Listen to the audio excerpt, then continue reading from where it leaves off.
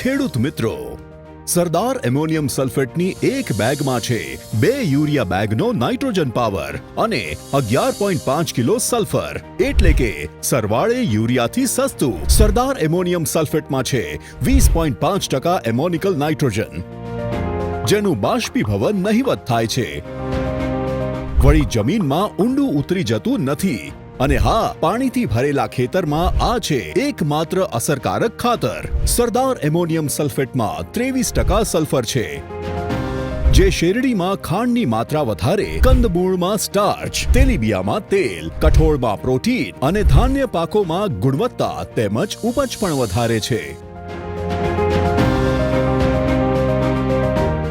ઓછા ખર્ચમાં double power, એટલે GSFC નું સરદાર એમોનિયમ સલ્ફેટ.